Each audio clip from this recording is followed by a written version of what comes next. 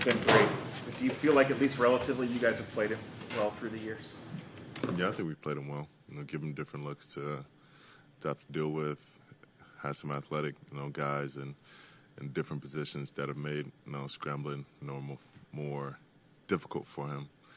And I think we've matched up well, on the outside as well, giving us time to get there. Good. Jim said that Cincinnati played you differently early than maybe you expected or they have in the past. What were they doing, and how did you guys adjust to that? I mean, I guess the amount of chips and the way they were doing it was kind of similar to how other teams were doing it last year. And we had a plan, and the way they kind of went about it, especially throughout the whole game, we kind of didn't foresee them doing it like that. But we adapted and started to make some plays, and it really started to come on as a defense. Lend any more motivation for you whatsoever that the Browns are 11.5-point underdogs in this game and nobody's kind of giving you guys any kind of a chance? That was 12.5 last I checked, but yeah, it definitely goes to my mind, when we're working throughout the week. A lot of credit on that back-to-back-to-back sack series to the production from the secondary as well. When you're out there, do you feel like that kind of gelling, trickling down, and how can you carry that over to maybe get that faster start that you guys want as an entire defense to across the board? I mean, we always preach it. Rush and coverage works together. So, we have their back and they have ours. As long as we can, do the best we can to get the ball out early, and they're there, getting those PBUs or stopping them short, making those second and longs and third and longs. We know that they'll come up big for us. Making them hold the ball for a tick longer, and we'll have the chance to get there. So, it's just not allowing either of us in our individual position rooms to get satisfied or feel like we can take a play off. So if we can be clicking on all cylinders on D-line, we know we can hopefully have a big day and offer a big day for them as well. Is the practice week or the rush rules a lot different the week you go against Lamar than other weeks? I wouldn't say the rush rules are different. I would say they're more emphasized. Obviously, he's the most athletic quarterback probably that we've ever seen. So, you got to make sure that you don't let him escape to his throwing hand, and you got to treat him like he can throw it like the best of him, and he can run it like the best of them. So, you're not trying to mash the hand; you're trying to get his ass down. It never gets easier playing Lamar, but how does familiarity with him, the amount of familiarity you have with him, help as you go into a matchup in terms of when you're on the field? I mean, it plays to the predictability of his tendencies and where he wants to go with the ball, and a bit to where he wants to escape. But there's just the inherent unpredictability about what he's going to do with athleticism and how soon he's going to scramble, through what, through what holes and to what extent is he going to stay behind the line? Is he going to throw it, or is he going to do like he did against the Bills and run 70 yards, get 19 yards, and you just don't know. The fact that you guys are going down there, they're celebrating their 30th anniversary of the team, just given the history of the franchises and everything that happened here, like how much extra juice does that add for you in this matchup? I mean, I want to go down there and play spoiler. That's about it.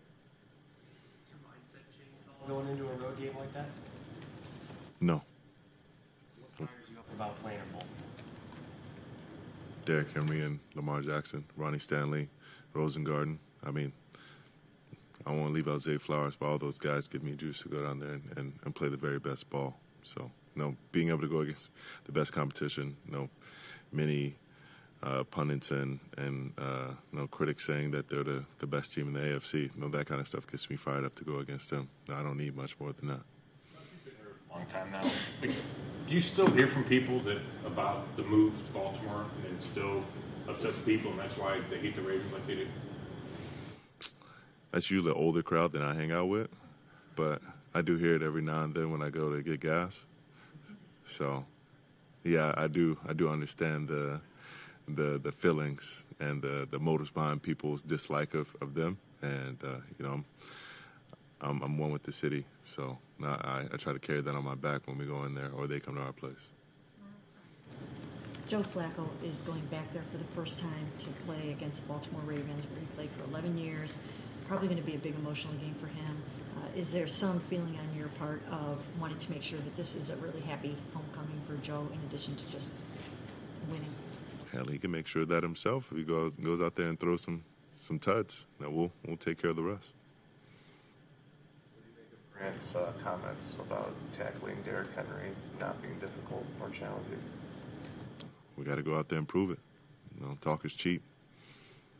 I mean, he's a hell of a player. He's a Hall of Fame talent, but got to go out there and have our guys back. So we're going to support him the best way we can, and that's by slowing him down and stopping the run game and nullifying their best talents as best as we can. How did you like the way that you guys responded to that difficult loss in the opener? I mean, did you see the attitude you wanted from the guys this week in practice? Saw the energy and the focus that I believe is necessary to get a win. You guys are getting potentially getting Quinshawn back for this game. Do you feel like, just in general for the whole team, offense, defense, that will be a nice boost for you guys? For sure. I mean, he comes in, he's in shape, he runs hard. He's a different style of running back than we have currently, and looks like he'll be getting the ball in a variety of ways. So I look forward to seeing what he can do with the ball in his hands, and the more he can keep us off the field and keep us fresh, we can continue to rush and stop the run and get the ball back to them. Unfortunately, Quinshawn's had kind of a choppy start to his NFL career. As a vet and as a leader, is there anything you can, in your experience, is there anything you can offer him as a suggestion to kind of, just in terms of guidance going forward? Keep your head down and focus on what you can control. At the end of the day, whatever happens with the NFL or the now it's out of the justice system's hands, but whatever happens with Roger and them, as they review it, continue to work hard, continue to be here for your teammates, support us as we support you, and really let us know how we can best serve and support you. Stay focused on your playbook, knowing your role, and when you come in, just hit the ground running. You and Lamar have both been around now for so long, and you guys just get up for these games. I mean, you guys have won 4 out of the last 7 meetings against the Ravens. What kind of a just amazing battle has it been between you and Lamar over all these years? Well, it's not me versus Lamar. It's Browns versus Ravens, and I feel like it's been fun. It's always a heated matchup. It's always physical. It's real AFC North, where they want to establish the run. They want to run the ball. If they can run the ball 35, 40 times, they will. And I like going into a matchup knowing what you're going to get. The identity of a team. So we pride ourselves in our defense, and they pride ourselves in being physical up front and run the ball. And stuff like that gets me excited going into games as well.